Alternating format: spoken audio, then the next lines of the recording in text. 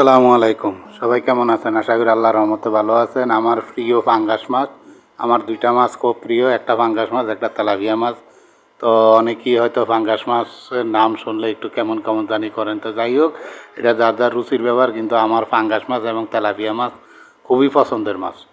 তো পুরা রেস্টুরেন্ট স্টাইলে কীভাবে আলু দিয়ে পাঙ্গাস মাছ রান্না করি আমি সেটাই দেখাবো আজকে। তো আমি প্রথমে মাছগুলা ভাজার জন্য সব কিছু রেডি করলাম। তো আপনারা ইচ্ছা করলে মরিচের গুঁড়াটা দিতেও পারেন, আবার নাও দিতে পারেন। দিলে কি হয়, একটু কালারটা সুন্দর আসে। তো আশা করি ভিডিওটি ধৈর্য সহকারে দেখবেন। ভিডিওটি একেবারেই ছোট, 2 মিনিট 10-15 সেকেন্ড এমন, বেশি লম্বা না। তো আমি যাই করতেছি সব কিছু হাতে মাখিয়ে করার চেষ্টা করতেছি, কারণ এক একজনে এক একভাবে রান্না করে, আমি আমারভাবে চেষ্টা করলাম। তো আশা করি ভিডিওটি আপনাদের ভালো লাগবে। তো হাতে মাখিয়ে এটা ফ্রেঞ্চ ফ্রাইজের মতো এটা আমি ভেজে নিলাম আর কি।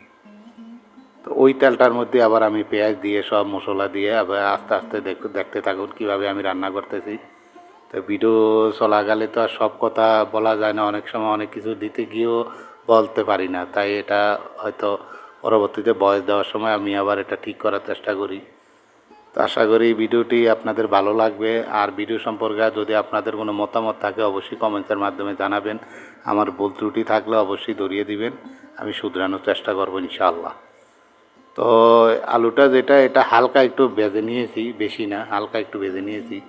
তো আপনারা যেই কোনো মাছ একই পদ্ধতিতে রান্না করতে পারেন, তবে আমি এটা একটু ঝোল রাখবো সেই হিসাবে রান্না করেছি। আপনারা চাইলে আরও শুকনাও করতে পারেন, পানি কম দিয়ে একেবারে শুকিয়ে আপনারা রান্না করতে পারেন। তা আমি একটু ঝোল ঝোল রাখবো, রেস্টুরেন্টে একটু ঝোল না হলে হয় না, তো সেই অনুযায়ী আমি রান্না করলাম।